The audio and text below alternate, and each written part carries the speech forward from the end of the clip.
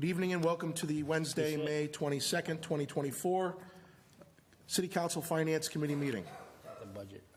Please be advised that FATV is conducting an audio and video recording of this meeting for public broadcast. I ask that anyone else in the audience who is recording this meeting to please identify themselves to the record now by standing and stating your name and city of residence. Seeing none, I ask that all electronic devices be placed into silent mode.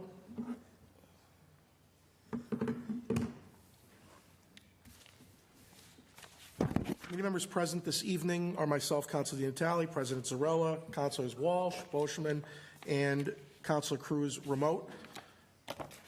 We will begin with public comment.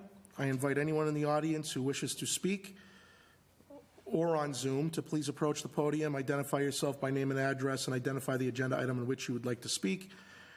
And we'll start with people in the audience first, and then anyone on Zoom. Mr. Bolak will notify me of when that person is ready to speak. Yes. Jacqueline Wetchy, Fitchburg resident on 109-24. We don't need to expand the Montechusett Public Health Network. In fact, it would be better if we dismantled it because it adds an unnecessary layer of government. We already have a local board of health. Plans to expand regional health networks threaten our municipal sovereignty, as explained in a recent guest editorial in the Sentinel and Enterprise by Karen Spencer of Leominster. The Massachusetts Municipal Association projects that expansion legislation SAPHE 2.0 will impose $200 million or more in unfunded mandates on municipalities.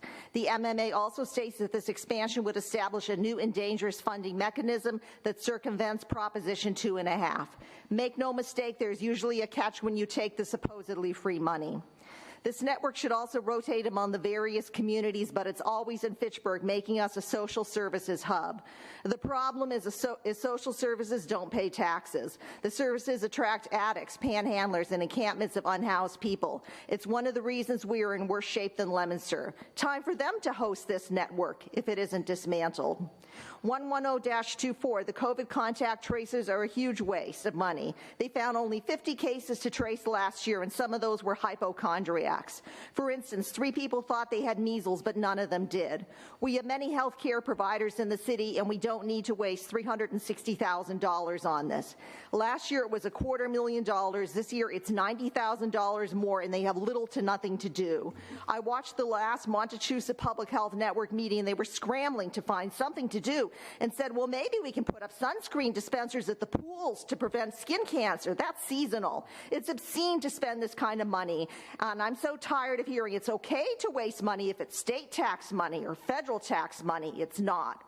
And on 111-24, this amount is grossly insufficient, and the solution is single payer for everyone, not just migrants.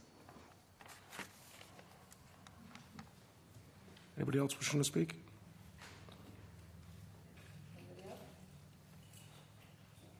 I will. Mine is very brief, but I want this on record. Ma'am, will you so listen up. State your name and city of residence? My name is Jean Robbie. I live in Fitchburg, Massachusetts. Thank you. First of all, for 109-24 and 110-24, I'm putting you guys all on notice, so it is on record. You've already committed genocide with some of this. You're going to commit more, and crimes against humanity. That's what I have to say. Trying to take away our constitutional rights, so you are all aware of it.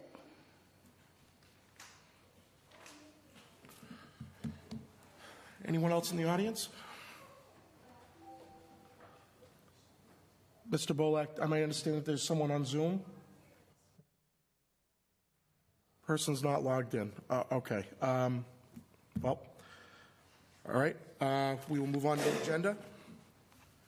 If that person comes on and they want to speak on an item that we haven't taken up yet, I'll allow it. But if we've already taken it, then the chance has been missed, and the person can speak at the next meeting when we take it up as a full council. We begin with 109-24, in order that the City of Fitchburg hereby approves the expenditure of grant funds from the Executive Office of Health and Human Services Public Health Excellence Grant for FY 25 through 27 in the approximate amount of $1,667,339.40. The funding will improve public health systems and support staffing for the Montechusett Public Health Network of 13 communities to expand on shared services. Health Director Curry. Good evening, councilors. That is a very brief but accurate synopsis. The Montechusett Public Health Network has been together since about 2012. The idea is to regionalize so that health services are consistent across the entire region. Many towns suffer from the lack of staff. This grant pushes staff so that staff can be available to provide those services consistently throughout the network. We provide many services for the 13 communities. The biggest one is disease investigation. I suppose it would be better if I answered questions to see where these issues are going, so I don't bore you to death with, yeah. So I have the letter here that you submitted. I'll just read it for the record. Dated May 13th. These funds are awarded to a lead municipality with the intent to expand on shared services between municipalities to improve public health systems and services across health districts. As you may know, the Fitchburg Health Department has been the lead agency of this regionalization project since 2009 and now includes 13 communities and is known as the Montechusett Public Health Network. This additional funding will be utilized to meet grant requirements included but not limited to maintain the following staffing: a part-time sanitary inspector to provide state-mandated inspections of housing, bathing beaches, public pools, motels, tanning salons, day camps, restaurants across the MPHN, a shared services coordinator which will assist in the expansion of the MPHN and assist coordinating meetings and grant deliverables, an epidemiologist to assist with mass DPH reportable diseases according to 105 CMR 300, and a public health nurse to assist with disease investigations as well as other programs allowed by grant deliveries. So that's the letter for. Who had their hand up? Yeah, I have my hand Councilor up. Boschman? Question. Steve, when I was up in your office today talking to you about this grant, you said it was 2012, it was 2009, and the reason why he came to Fitchburg was because the guy in Leominster retired. Am I right or wrong, he told me? Back in 2009 was actually a planning grant, and it was between us and Leominster at the time to take the lead on it. And at the time, Leominster wasn't interested, and that's correct. Now, Leominster is part of this 13 communities, am I right or Leominster wrong? utilizes inspectional services from this, yes. The city of Leominster pays an annual assessment as well as for services for disease investigation and for inspections. So the 13 communities, you could say, would be all the surrounding towns that touch Fitchburg, Massachusetts, Leominster, Ashby, Lunenburg. No, Lunenburg, it's actually more, I can name the towns if that would be simpler, but it's Royalston, Athol, Phillipston, Westminster, Fitchburg, Leominster, Clinton, Sterling, Princeton, Hubbardston, Phillipston. I believe I've got them all. All right. And my final question, well, I'm hoping I say it right. Sometimes I get everything all mixed up, too. And Gardner. If we, I'm sorry, I forgot if we Gardner. said no to this grant, would it have a major impact on the different communities like Hubbardston and those smaller towns where they can't afford to have their own nurses and that? It would have a larger impact on the city of Fitchburg because much of the staff is already in place. It would affect the budget. Oh, it would affect the budget. It would. Oh, okay. All right. It would have an effect, to answer your question, though, it would have an effect on the towns that depend on the service. Okay. Counselor Cruz had his hand up first. Counselor Cruz? Thank you, Mr. Chair.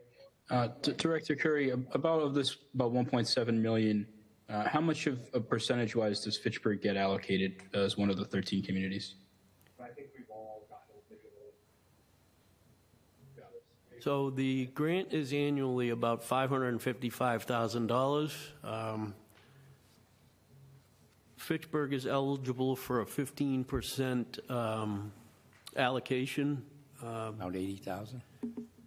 This year, it'll be about $80,000 roughly, depending on how the remainder of the year goes. But Fitchburg is entitled to 15% of the grant for administrative services. So the highest percentage is Fitchburg. There is actually no money distribution. I think we're on we don't distribute any funds. Funds stay in Fitchburg. I see. Is that? Okay. No, that answers my Is that question. what you're Thank you. asking? I guess so. I'm just trying to figure out, because it sounds like Fitchburg is consistently, we're the ones doing the heavy lifting here. So I want to make sure that we're receiving an appropriate amount for that heavy lifting, and that, we're not bearing a burden that another community in this health network could stand to bear. The idea is to provide adequate staffing for public health. Many departments are understaffed and have been for many years, and the idea is to improve staffing in the lead community, to share those services with the members of the regionalization project. All right, thank you. No money is distributed. The funds are geared and encouraged to be for staff. Correct, but I guess if I can take the floor back. Sure. Is there any sort of reporting on what, sort of the time that staff is used at a particular location, for that sort of analysis? So a town would request whatever health service that they're looking for, such as an inspection. And the hours are kept throughout the entire inspection process. Am I answering your question? I believe so. I was just wondering if there was any, sort of hard collective data of what services are being used where and how much time each community is getting for these services and this added staffing and things of that nature. I can tell you right off the top of my head that 90 to 95% of the services are disease investigation. Many towns do not have the ability to have access to medical assistance, such as a nurse or a physician. So there is several people on staff that monitor what's a virtual network, a daily virtual network for all 13 towns. DPH reports, the network is called Maven. DPH reports communicable diseases. Our staff is overseeing Maven daily to make sure that these diseases are properly investigated and that the ill person is properly interviewed, depending on what the disease is. I guess, so is it safe to say that most of this research and investigations are predominantly done in Fitchburg?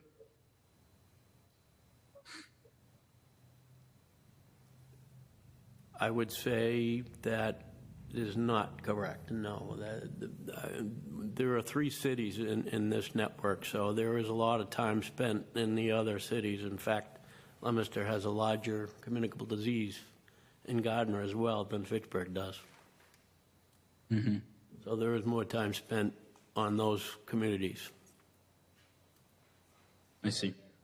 All right. Thank you, Director Kerr. I yield the floor. Counselor Walsh? Thank you, Mr. Chair. Did I hear you correctly that Leominster pays for the investigative services?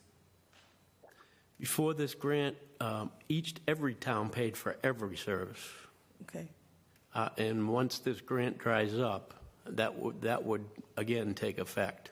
Okay. Every town of the 13 communities already pays an annual assessment to participate in it. They have since 2012. Okay.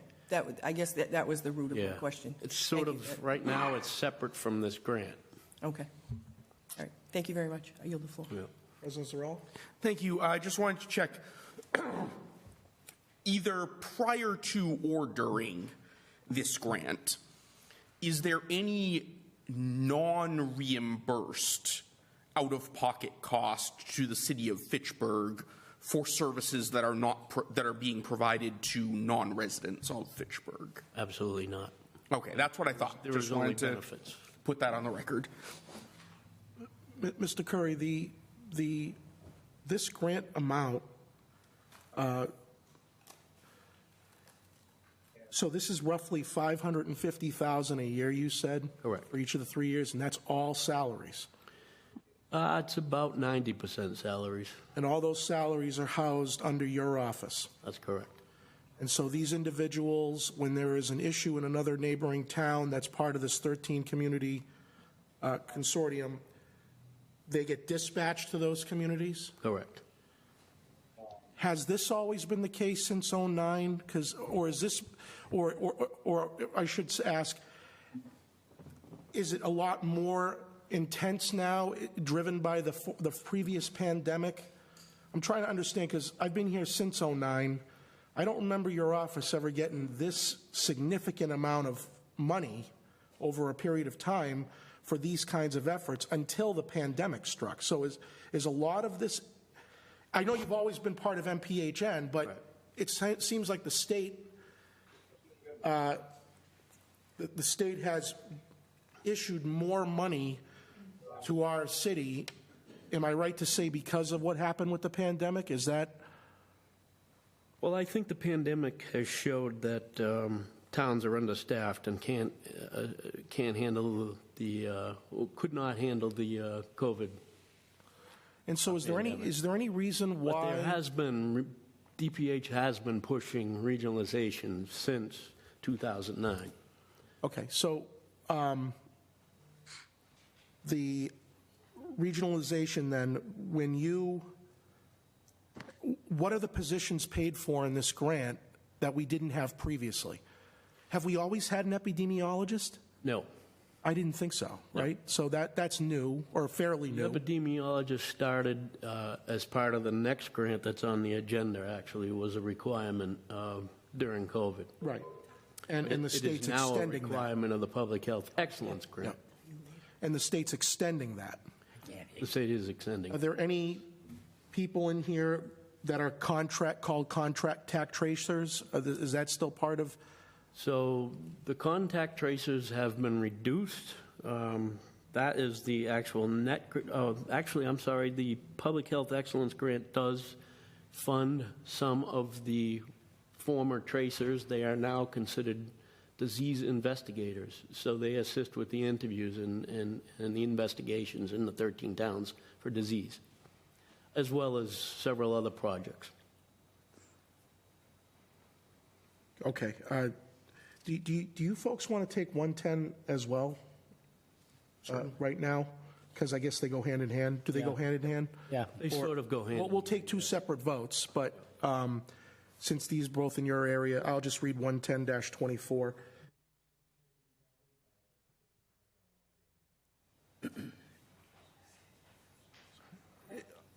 I believe I have discretion to allow someone to speak from the public.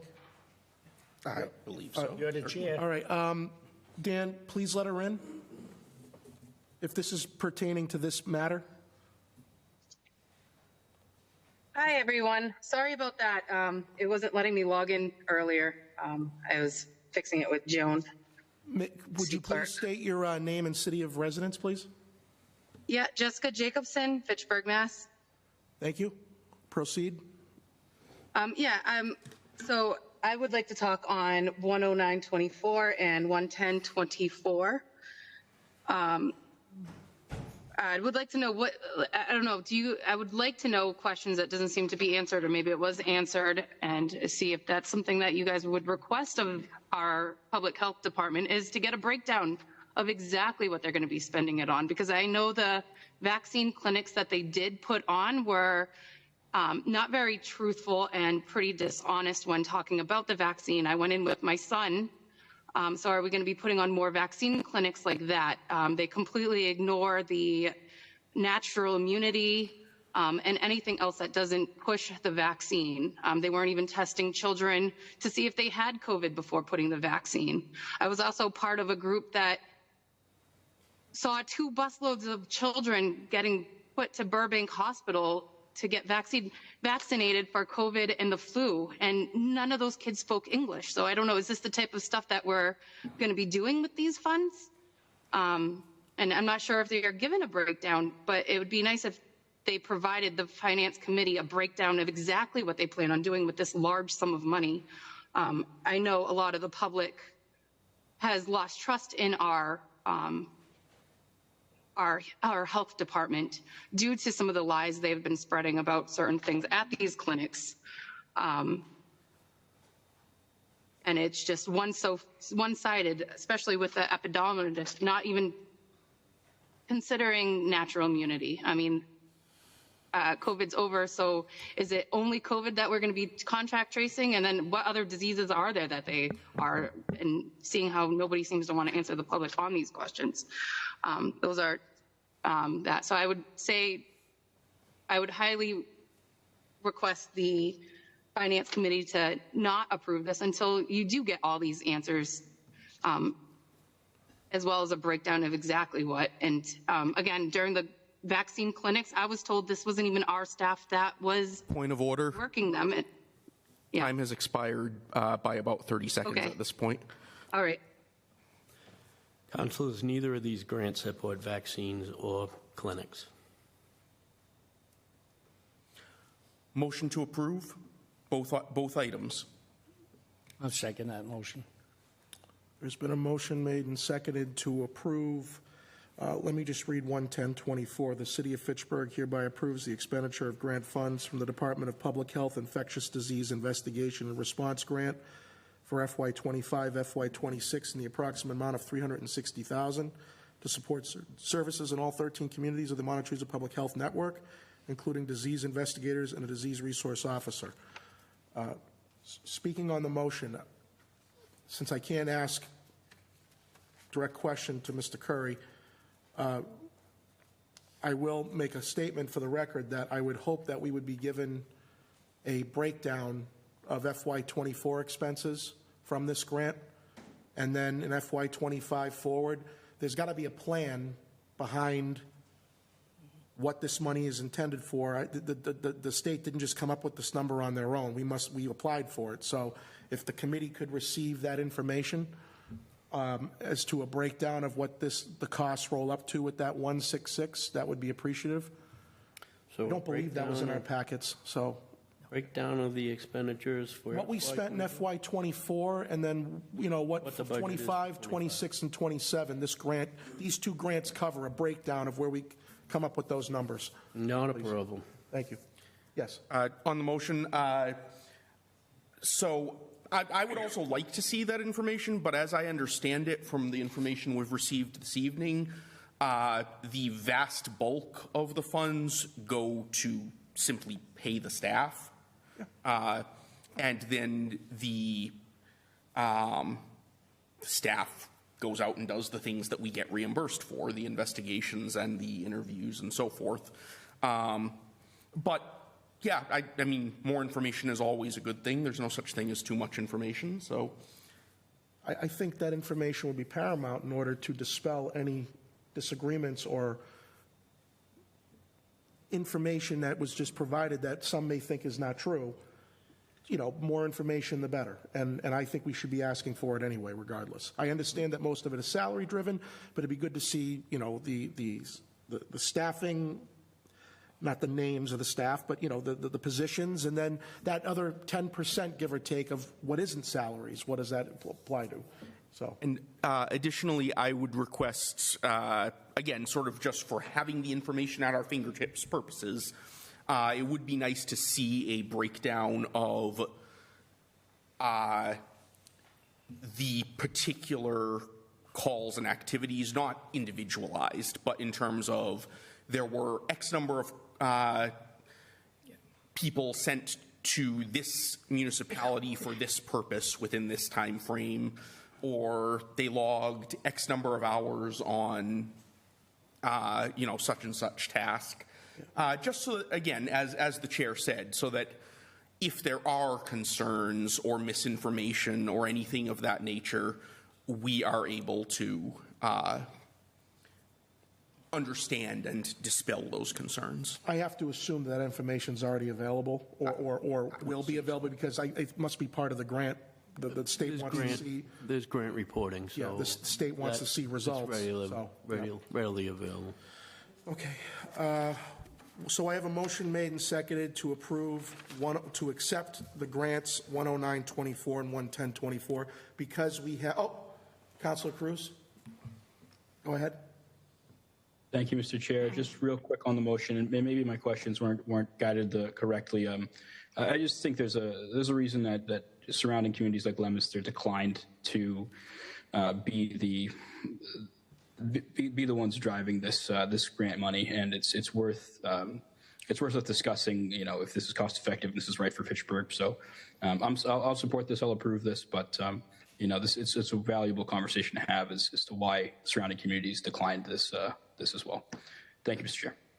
Okay, so since we have to take roll call votes, I have to do one at a time here. So I'm going to start with 10924. Yes. Unless there is an objection to having a motion on both simultaneously, we can take it as a singular motion. It only has to be divided if any one councillor wishes it to be divided. Roll call? Yes. Okay, so we'll do one. If there are no objections, we'll do 10924 and 11024 together as a roll call vote to accept both grants. Councilor Cruz? Yes. Councilor Boschman? Yes. Councilor Walsh? Yes. Councilor Zarella? Yes. And I'm a no. 4-1, it passes.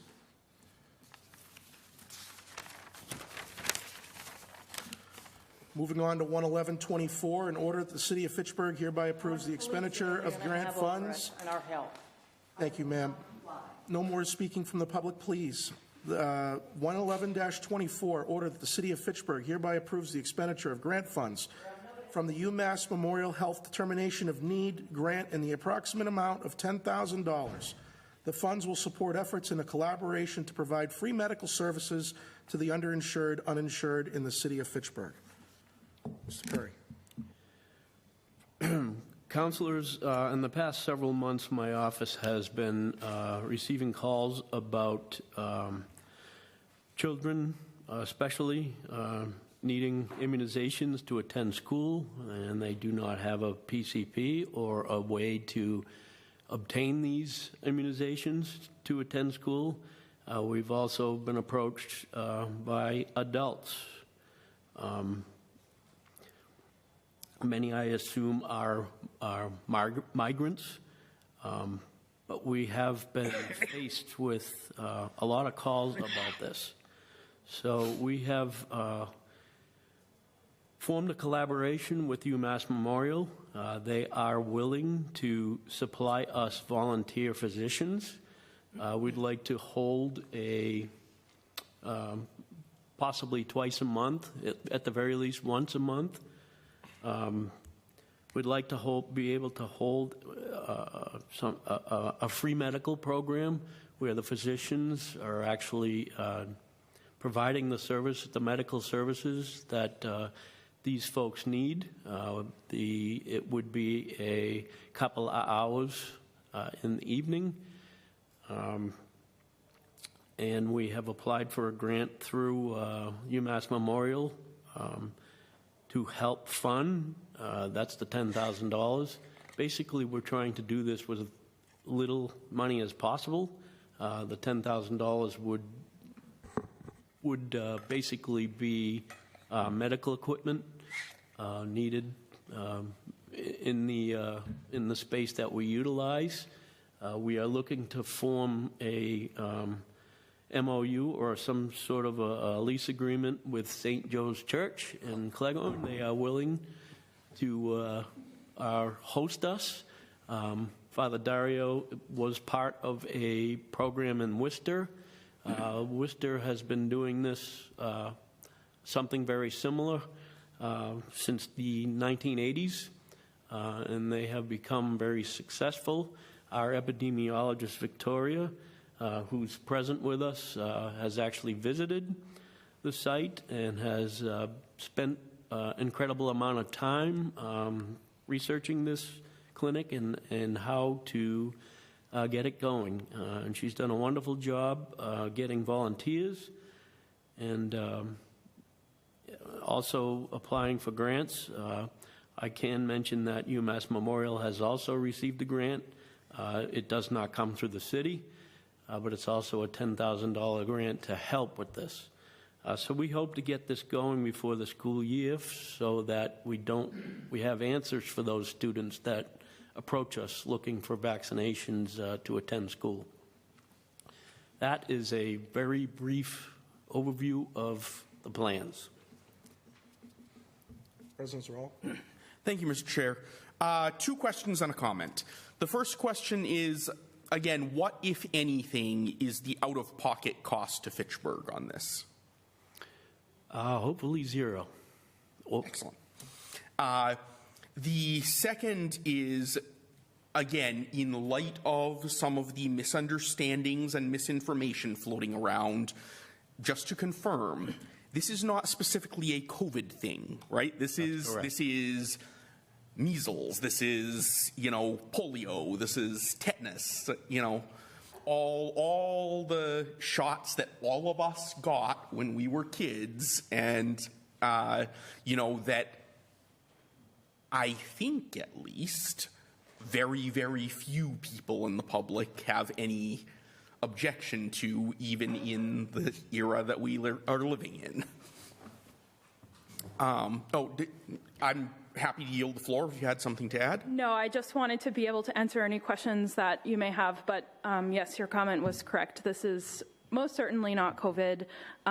These challenges that we have been having with our public schools, and I've been working very closely with our school nurses in Fitchburg and Leominster and Gardner, especially our cities, on the immunizations that are required for school attendance in Massachusetts. And like you mentioned, these include things like MMR, hepatitis B, polio, all routine immunizations that are required for school, and without health insurance and or a primary care provider, these things become a great challenge for families, and in the best interest of the student and also in the best interest of the public, we need to have a more sustainable solution in place to address these fairly new issues that we are experiencing in Fitchburg and surrounding towns. Thank you. And the comment is simply that I do actually have one point of commonality with some of the people who spoke earlier this evening, which is that coming from UMass Memorial, this amount is appreciated, but given the trouble they've given us over the last decade or so, grossly inadequate. I may share some concerns, not on these past 2 grants, but on some issues about spending state money as if it's free because it still comes out of our pocket. But I will spend as much of UMass Memorial's money as we are able to get our hands on.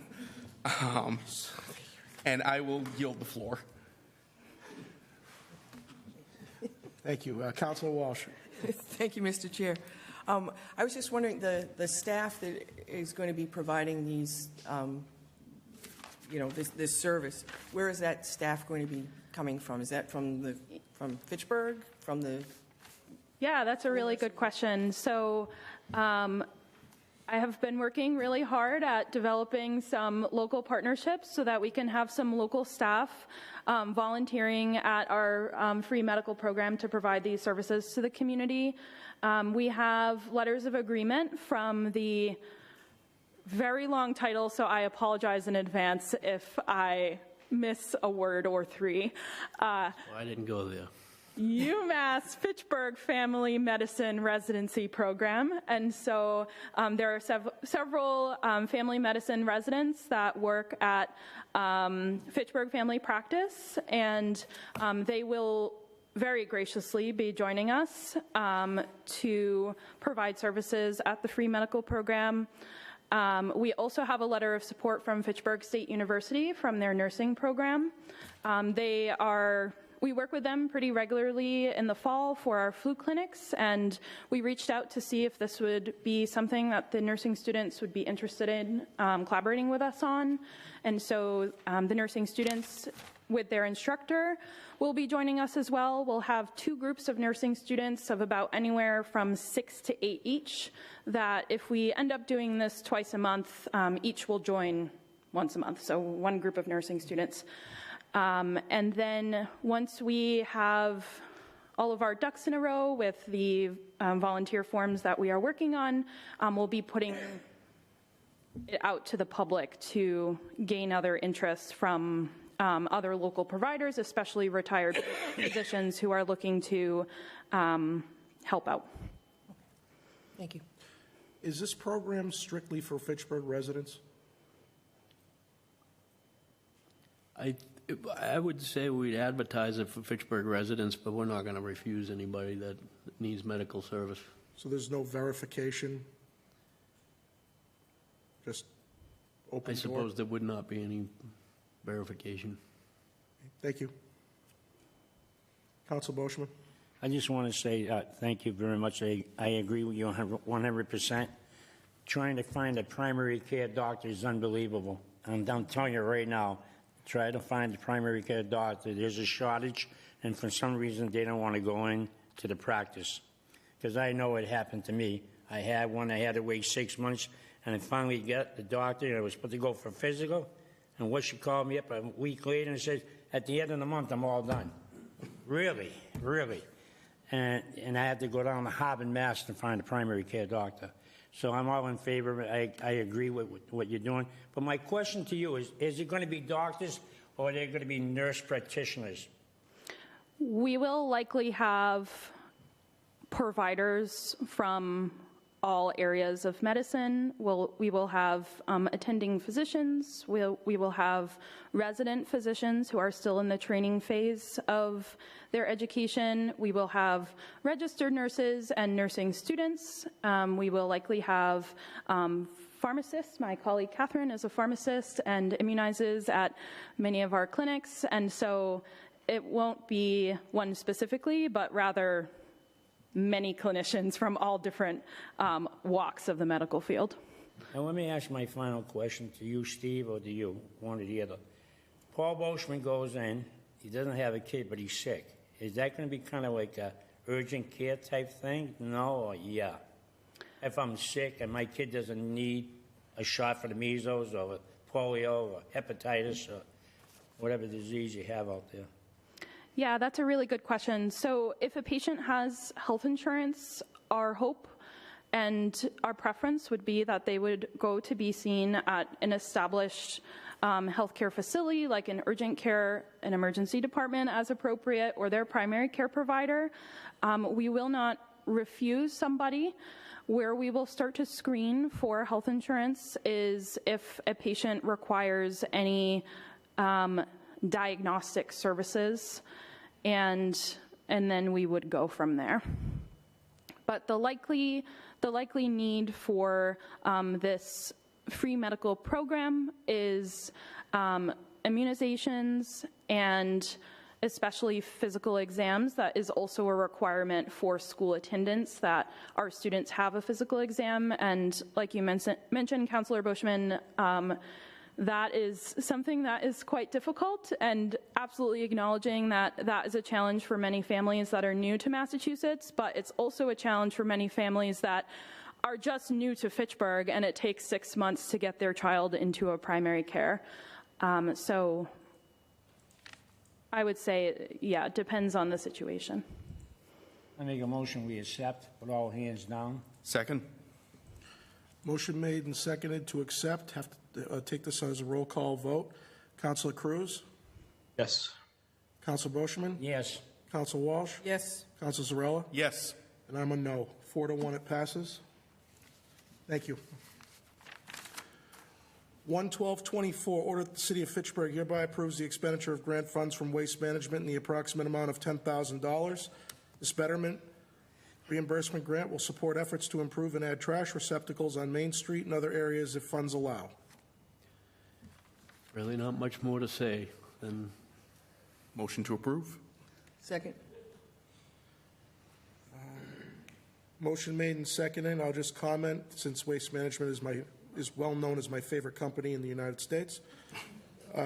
We are so pleased to see them give us $10,000. Love to see a lot more come from them. But, you know, they're having a hardship like with the rest of us.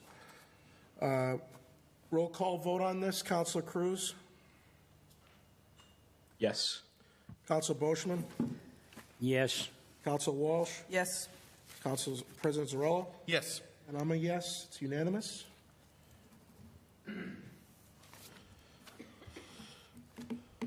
Thank you.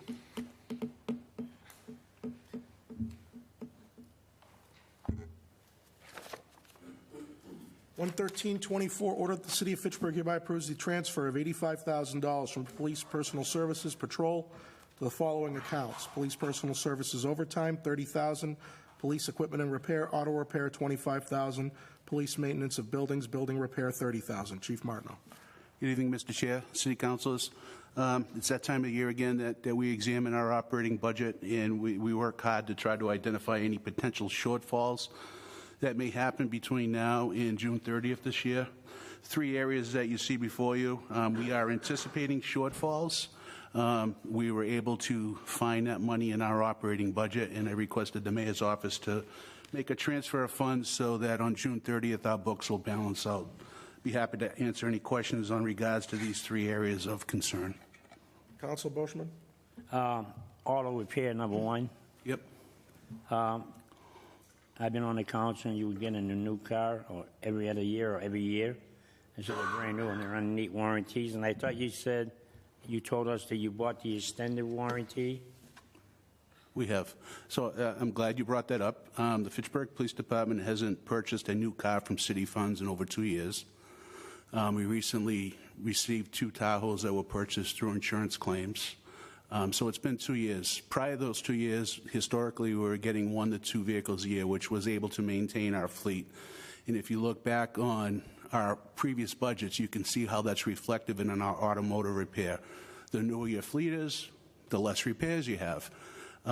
With this $25,000 transfer, we're anticipating that we're going to spend somewhere between $110,000 and $115,000 in automotive repair. That is what you're going to see reflective in my FY25 operating budget.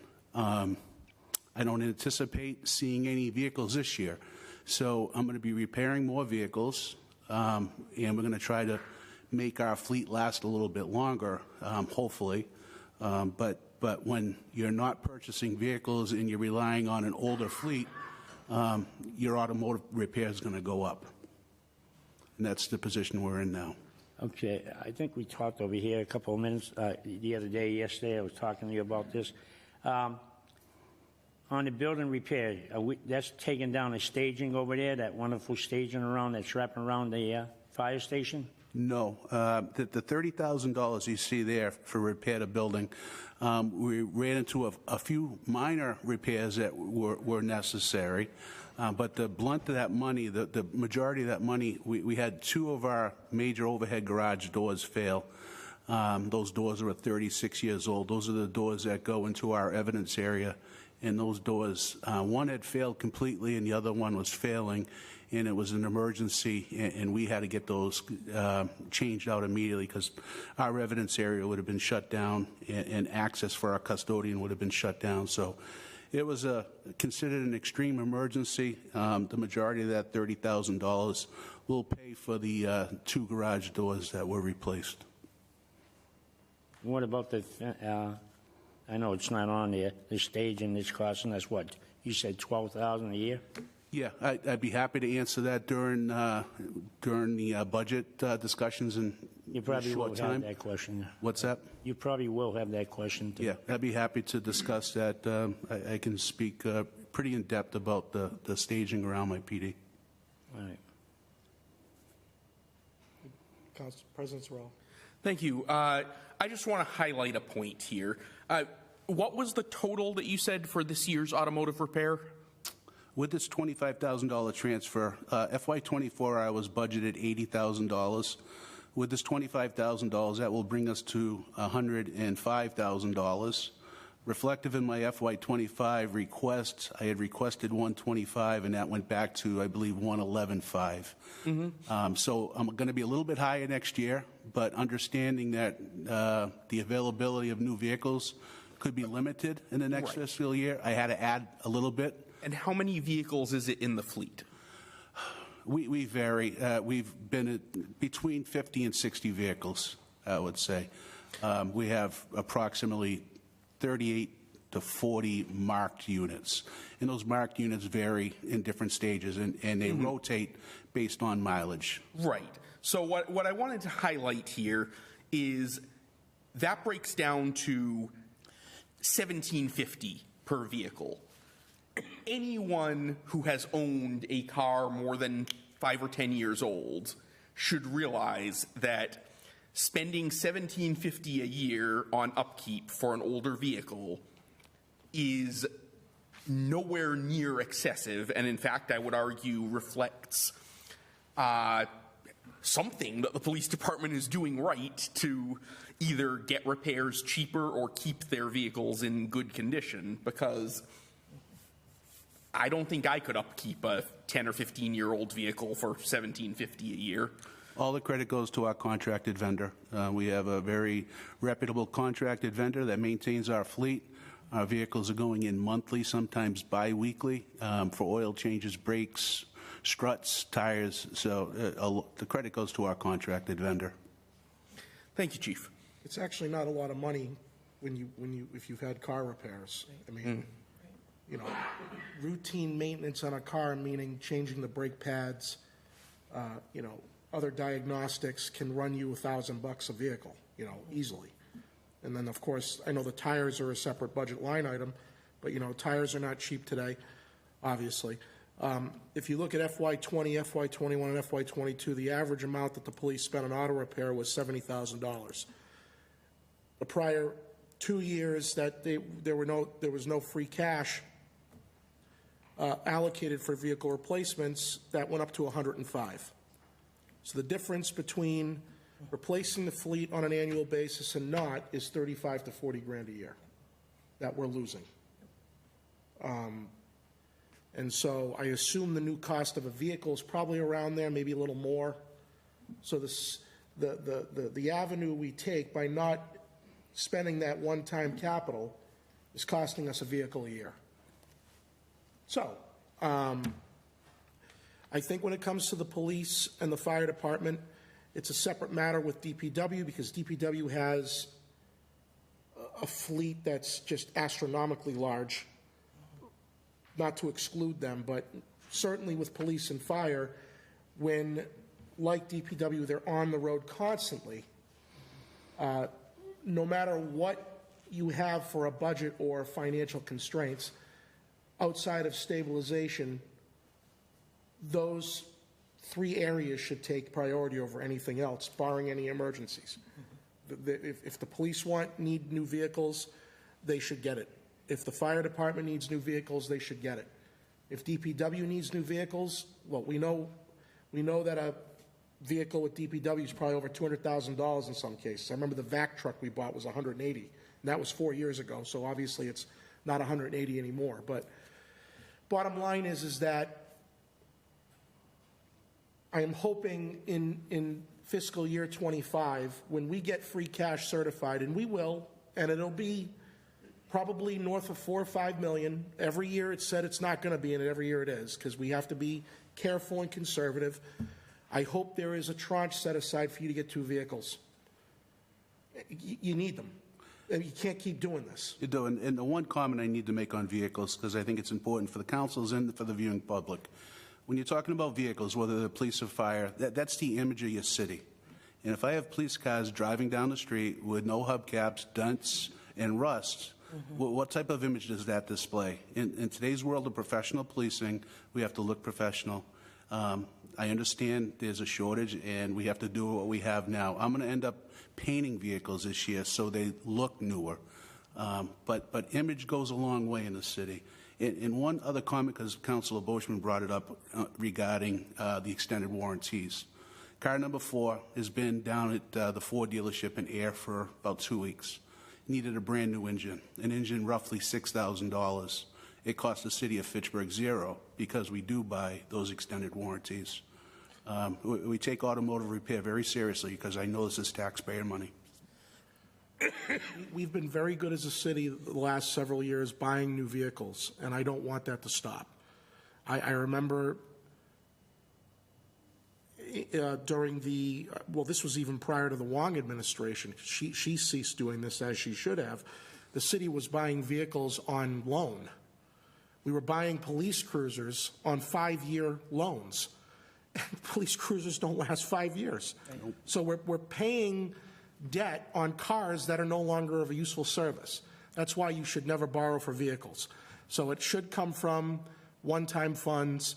And like I said, whatever the amount is you get for one-time funds, there should never be a no answer to the police or fire, and with some respect to DPW on vehicle replacement.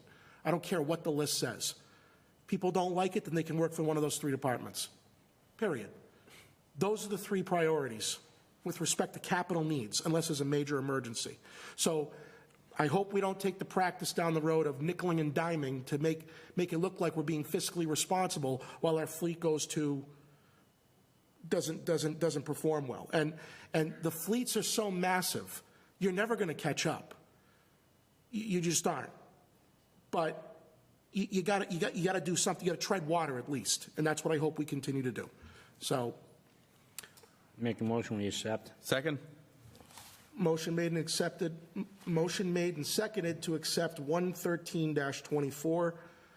Roll call vote. Councilor Cruz? Yes. Councilor Boschman? Yes. Councilor Walsh? Yes. President Zarella? Yes. And I'm a yes. It's unanimous. Thank you, councilors. 114-24, order that there be and hereby is transferred the sum of $300,000 from Water Enterprise retained earnings to Water Enterprise water system improvements for completion of upgrades to the pump station service serving the Montechusett Industrial Park. Deputy Commissioner DeLine. And Nick. Commissioner Erickson. I'm here for moral support. Thank you. Good evening, councilors. We embarked a couple of years ago on a project to upgrade, I was before you for borrowing, to upgrade all the controls in all our plants and stations. We're pretty much at the end of that. It was delayed quite a bit because of chip shortages, so we're finally getting down to the end of that. But one of the last parts of that we're able to fold into this project is upgrading that pump station that serves the Montechusett Industrial Park. I'm not sure how many businesses are up there. They're getting larger all the time, and fire protection standards, sprinkler systems are, the insurance companies are getting stricter and stricter. That facility at the bottom of the industrial park, just as you turn on there on the right-hand side, there's a block building, white block building. We just put a new roof on it, actually. Houses a fire pump. And if there's an activation of a sprinkler system in one of those buildings in the industrial park, it'll trigger that fire pump down below, so there's enough pressure to, basically charge their systems and provide adequate fire protection. It also provides fire protection over to Game On, and like I said, every facility. Some of them weren't tied in, but now they are tied in. But something that's it's always been a shortfall there is that we've never had a backup generator, and with electrical outages, it's not really a fully functioning fire protection facility. So we're able to get prices and be able to include that in the SCADA project through a change order. However, I just didn't have enough money, within the budget or within my water system improvements due to other stuff that we've been doing to cover all the costs of that. So I was looking to take $300,000 from retained earnings so that we could, basically complete that project to the full amount, which would include the installation of the backup generator, all new controls inside. It has a new gas service to run the generator, all new electrical inside. So it's basically, as new as can be, really. And for the businesses there, it's very important to them to have that, to know that when there's electrical outage. And it seems like lately there's more electrical outages than ever. We experience them all the time. And then a new project we have where we're including a generator in it because we just can't afford to have something, particularly in the winter months, freeze up or not be able to operate. So I would respectfully request that we make that transfer. Presently, we have $848,219 in our retained earnings. We're actually up quite a bit from a couple of years ago when it was, grab my glasses, $188,000. So at the end of last fiscal year, we were able to increase it up to $848,000, which is even better than what the rate study had forecast. So between some revenues that came in higher than forecast and spending less, we're actually ahead of what they would like to see in there. However, we would like to take some of it, to make sure that we get this thing done the way it should be, so that those facilities are properly protected.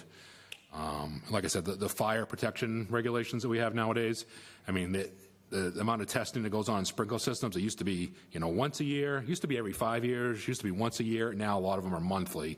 They just want to the insurance companies want to make sure that those fire protection systems are working. And if they look at that facility at the bottom of the hill and don't see a backup generator, it could affect the insurance rates for those facilities, but also could result in the loss of facility if, there was a fire during an outage. So I'd be happy to answer any questions that you may have. So the retained earnings is at 840 something? 848, 219. This will bring it to 548. Correct. Now, recall when we did the rate approval, Yep. we were under the understanding that a majority of that retained earnings would be going to pipe replacement, for the most part.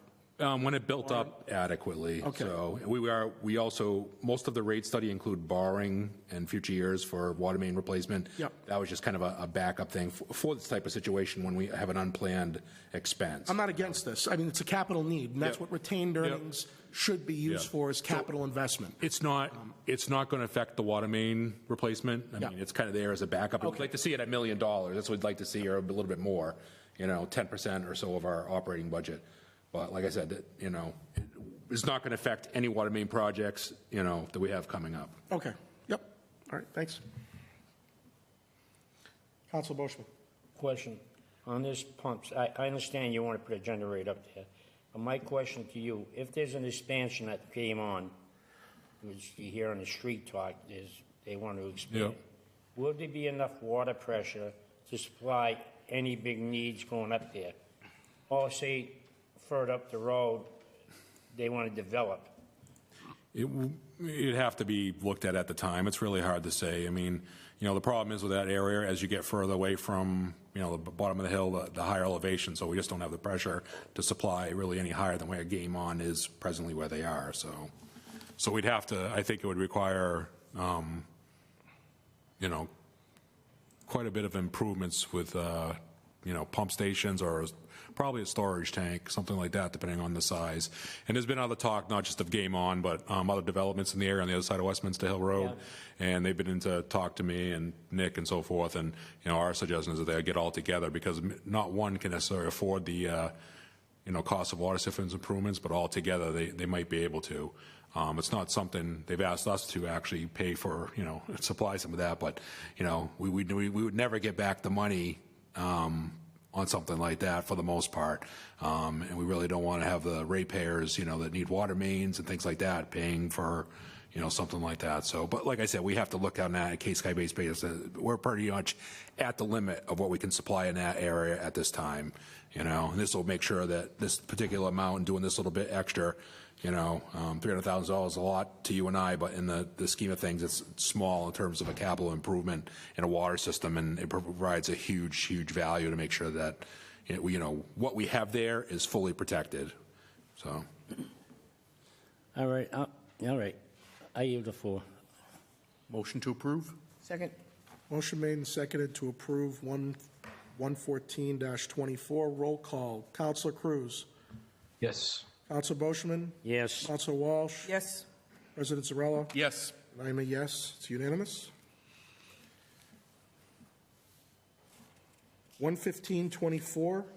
Order there being hereby is transferred the sum of $70,000 to Water Enterprise overtime from the following Water Enterprise accounts: retained earnings $35,000, personal services sick personal buyback $15,000, and personal services summer help $20,000. Thank you. What's the personal earnings? Our overtime was budgeted for $150,000. We're going to be about $70,000 over that. Much of that is due, as you remember, during the rate study, we increased wages quite a bit. At that time, though, we were about half staff in treatment and understaffed in other areas, so there was a lot of additional overtime. Even at the beginning of this current fiscal year, back in July, weekend shifts at the plants were usually staffed with a couple people providing training and things like that. The 3 operators that we had were training the 3 new operators so they could work on their own on the weekends to cover those shifts. So we had quite a bit of overtime with that. And now they're to the point where they can work on their own. I don't expect those same issues, in coming years.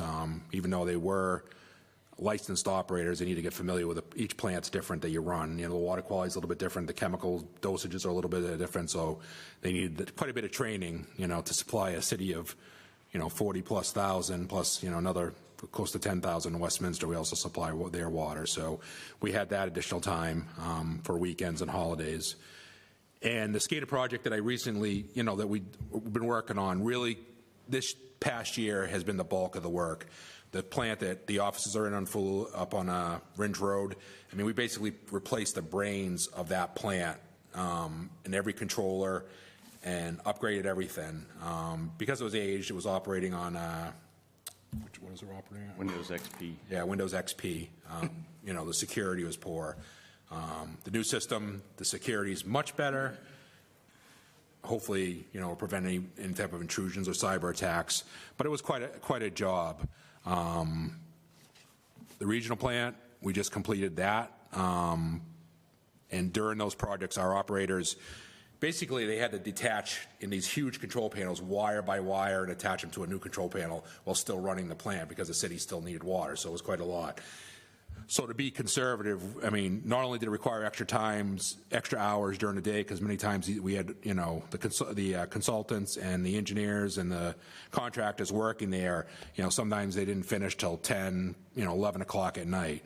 However, we also had some people work overnight on shifts because when you replace all this stuff, you test the alarms that it's low chlorine or high turbidity or something like that. Yeah, you test those, but sometimes, and there's backwashes that everything goes into, happens while people aren't there, of the filters and clarifiers.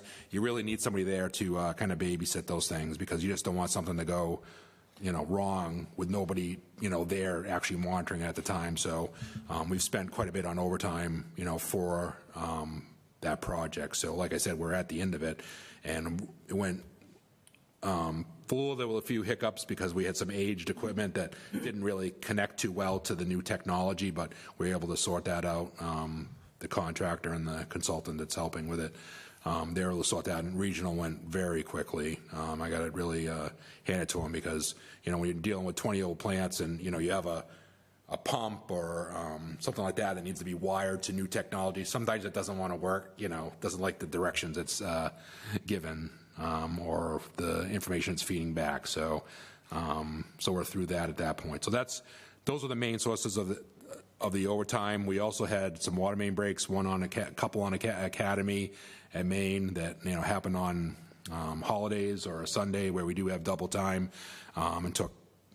I don't know why it happens, because I wish every water main break was scheduled for 8 o'clock, Tuesday through Thursday in the morning so we could do it, but it doesn't work that way. And why it happens on the weekends or holidays at night's the worst ones. I mean, I don't think we've ever had a worst one, one of our worst ones in the past year happen not on a weekend or a holiday. Seriously.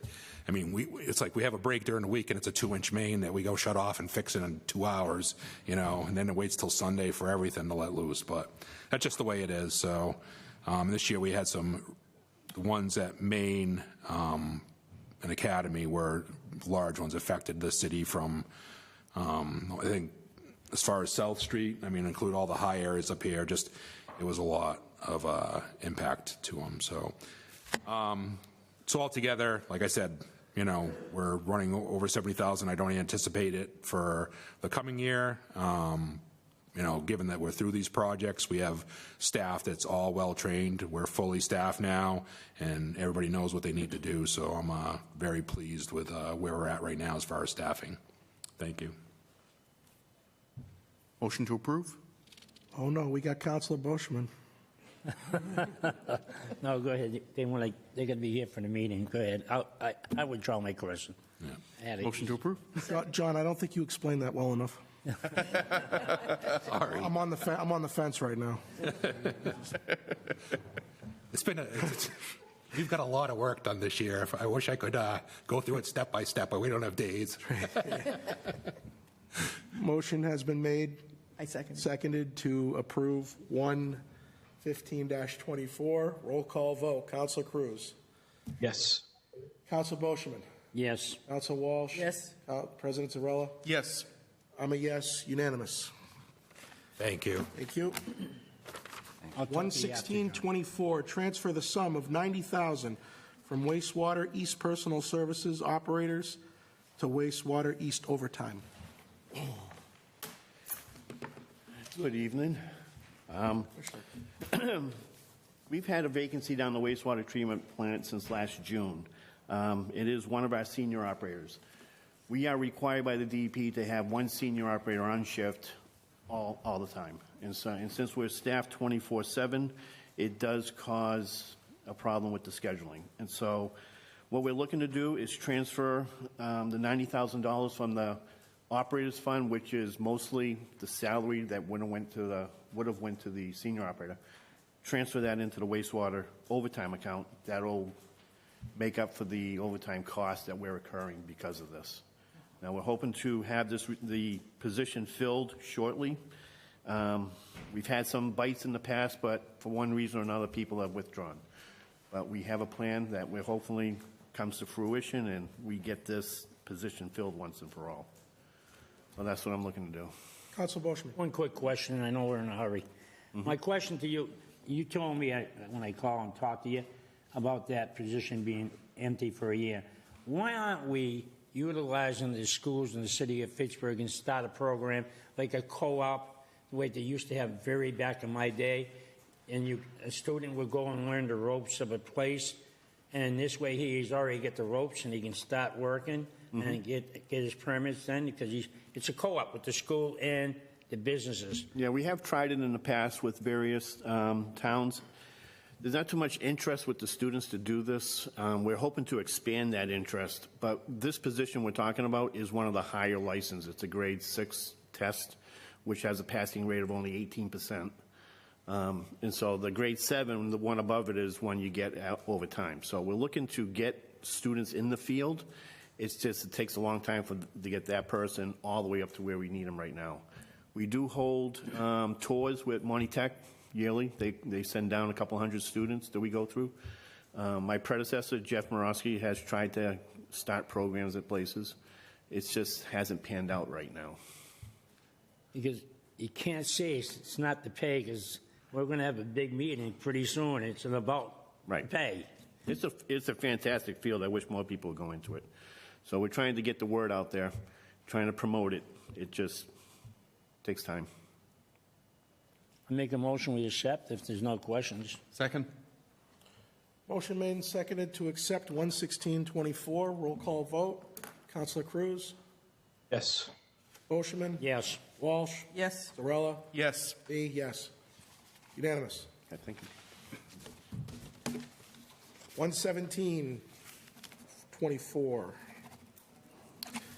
Order, approve the expenditure of funds distributed from the Commonwealth of Massachusetts Disaster Relief Funds of $1,140,000.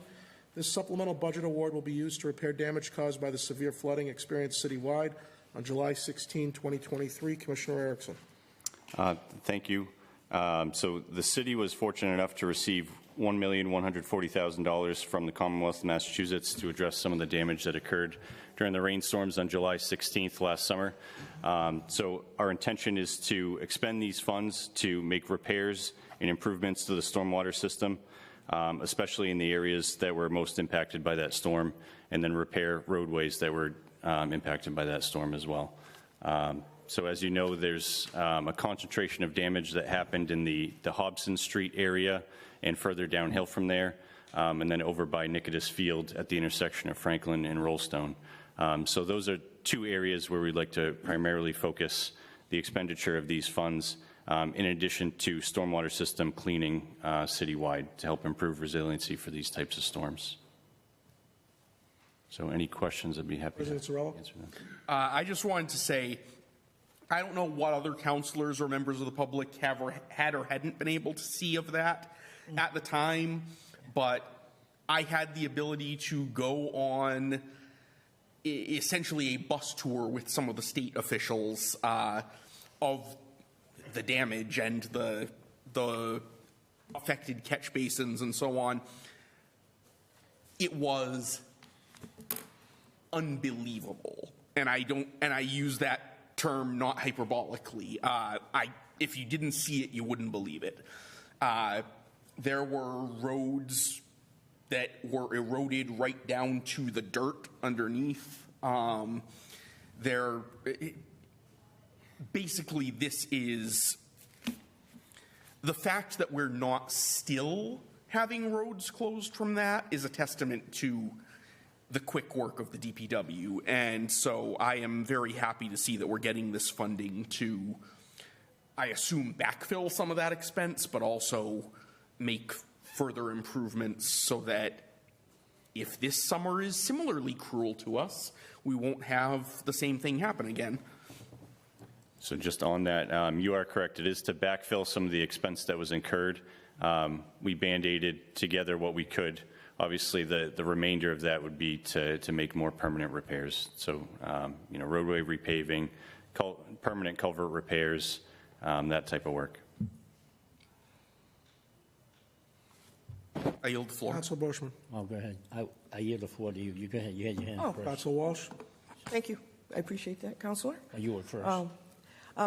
Commissioner Erickson, will this work be done by DPW employees, or will this be contracted out to someone? A little bit of both. We have staff internally that can handle some of the work, such as catch basin cleaning, stormwater line jetting, and that type of thing. Some of the more substantial repair work, like the culvert that runs under Nicodemus Field, is better suited for a contractor just due to the specialized nature of the work. Similarly with full-on road repaving and whatnot, we just don't have the equipment or the internal staff experience to pave a full road. So we'd be using contractor forces for that. Okay, thank you. Council Boschman. One quick question. You went to the culvert. I'm not worried about Nicodemus Field and that. I know you told me about that. I'm worrying more about the one up by St. Anthony's School Church.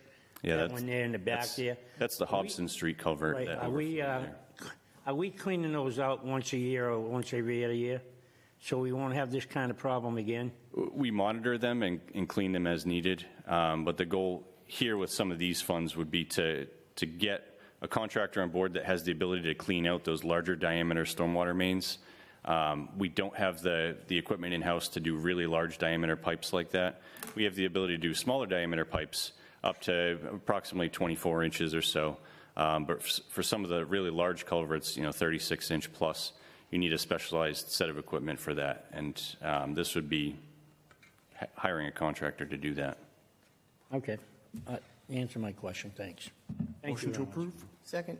Motion made and seconded to approve 117-24. Roll call vote. Councilor Cruz. Yes. Boschman, Yes. Walsh, Yes. Zarella. Yes. I'm a yes. Unanimous. 11824, there being hereby is appropriated the sum of $6,589.20 to be charged against reserve for appropriation TNC per ride assessment and accredited to DPW capital expenses, street repair for the purpose of road paving. If this really is for road paving, that's 1/1000th of a mile. So I have about 3 inches in front of my mailbox. Go ahead. So the goal is to put it towards pothole patching and asphalt repairs. So as little as it'll get us, it'll help to get us a little further ahead. I'll make a motion, we accept it. Second. Motion made, seconded to approve 11824. Counselor Cruz? Yes. Counselor Boschman? Yes. Counselor Walsh? Yes. President Zarella? Yes. I'm a yes, it's unanimous.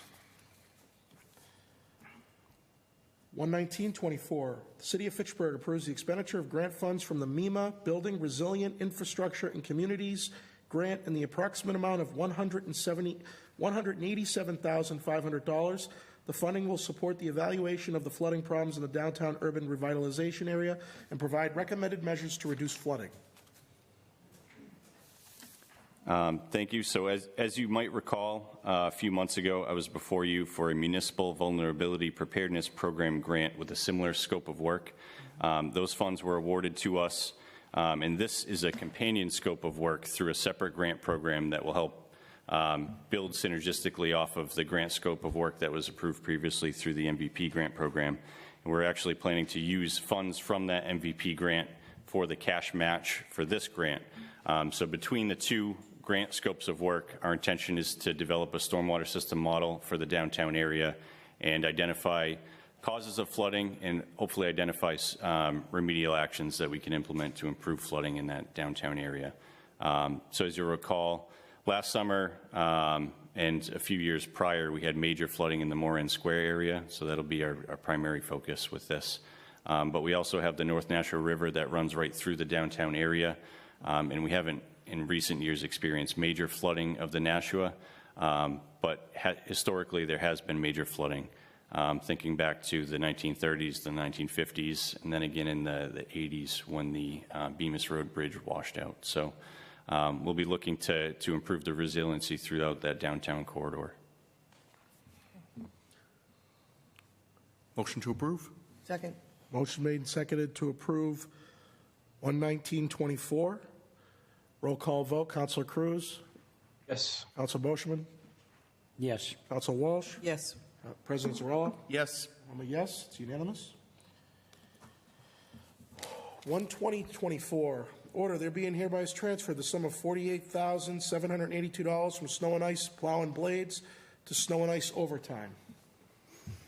So this year we've had some staff shortages which have required us to work extra overtime. So our goal here is to transfer some unspent funds from the snow and ice budget to the overtime account to account for those overtime expenditures so that we have a balanced budget going into July 1. Motion to approve? Second. Motion made and seconded to approve 120-24. May I ask a question? If I'll it's withdraw the my motion. Commissioner, then the motion has to be withdrawn. I'll withdraw. My quick question. What I don't understand is that, and I'm not trying to give you a hard time, we didn't have a lot of snow this year. And as a matter of fact, I think, well, what do we have? 6 storms, 7 storms?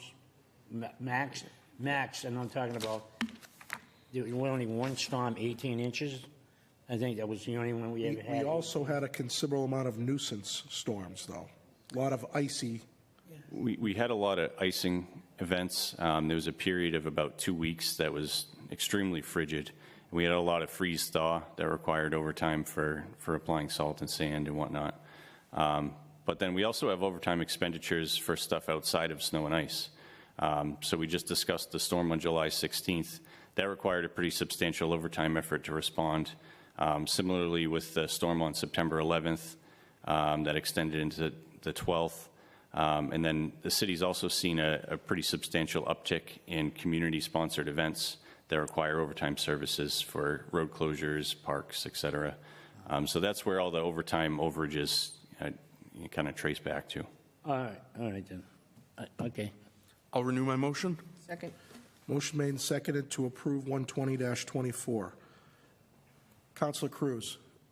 Yes. Counselor Boishman. Yes. Counselor Walsh. Yes. President Zarella. Yes. I'm a yes. It's unanimous. 121-24. Order that there be and hereby is transferred the total sum of $370,000 within various accounts as follows. DPW admin, engineering, personal services, public works inspector, $40,000, civil engineer, $30,000, engineer 2, $50,000, labor, $250,000. Those are being taken from and brought to overtime, $16,000, electricity, $10,000, motor vehicle repairs, $90,000, pothole repair supplies, $30,000, streetlight maintenance, $81,000, electricity, $50,000, equipment, $47,000, building renovation, $46,000. So on this one, as you can see, there's a bunch of extra labor money due to vacancies at the positions that are listed here, and then lumped within that DPW Streets PS labor. That's labor within the Streets Division itself. I am happy to report that we currently have a Public Works Inspector and an Engineer 2 on board, so there likely will not be extra money next year due to vacancies at those two positions. We do still have a vacancy at Civil Engineer, and we do still have some vacancies in the Streets Division that we're hoping to fill in the near future. But essentially, we're looking to reclass that labor money towards those accounts that are listed here. Overtime, for the reasons that we just described in the last discussion. Electricity, Unitil's rates went up, and as such, we have to account for the overages on the electricity that we have to spend. Motor vehicle repairs, we have an aging fleet. We've been dealt with a few really expensive repairs over the past year. Most notably, we had a front-end loader that went down and our grader went down. Combined, those two alone, the repairs were about $50,000, so those are expensive fixes. We're over on we expect to be over on our pothole repair supplies due to the rising cost of asphalt over the past year, and just the substantial amount of asphalt that we put down on an annual basis with our hot mix crew. Street lights, we fixed an incredible amount of street lights this year. We're anticipating that we'll be over budget significantly, but a lot of that was due to several factors, one being not having a streetlight contract in place, so we had a huge effort to catch up. And then we also replaced some concrete poles that were knocked down, concrete poles that were in rough condition and starting to break apart and pose a safety hazard. So we're nearly caught back up with a lot of our streetlights, but we are over on the budget this year.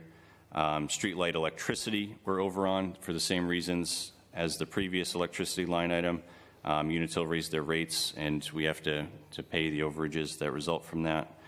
And then we'd also be looking to allocate $47,000 and $46,000 respectively to DPW capital line items for equipment purchases and building renovations. For equipment purchases specifically, we'd be looking to replace a one-ton pickup truck. Most of our one-tons are from 2011 or thereabouts, with the exception of a couple that we've bought in the past couple of years. This past storm on April 4th, we had 2 one-tons break down. One lost an engine, one lost a transmission. Our mechanics have Frankensteined the 2 trucks back into one running vehicle, but that one that currently has no engine or transmission is the one that we'd be looking to replace. And then on the building renovation front, $46,000 is not going to get us a building renovation, but it might get us some badly needed plumbing repairs and badly needed door security fixes. As you know, we're located at the end of Broad Street. We have people trying to gain access to our building on a regular basis. So we're looking to replace a few doors to strengthen security and implement some sort of a card access management system just to figure out who's coming into our building and when. It would be great to automatically be able to lock the doors at 3 o'clock when there's no one down in that front office. And we have had issues in the past year of people gaining access to the building without authorization. And we've had to call the police. And that's particularly troublesome because we're there after hours, late nights, early mornings. We had one guy in Parks come in at 4 a.m. and there was someone in our lobby. So they had a confrontation, then we called the police. But those are the things that we're dealing with on Broad Street that we'd like to try to chip away at. The $250,000 for the streets, labor, how many vacancies is that? It's a combination of vacancies over the course of the year. Right now, we have 4 vacancies: general foreman, working foreman, and then 2 laborer positions. One's a light motor equipment operator, and one's a heavy motor equipment operator. Are you being forced not to fill those positions? We're being asked not to fill them until the budget's approved, just to make sure that we don't fill positions that have the potential to be cut.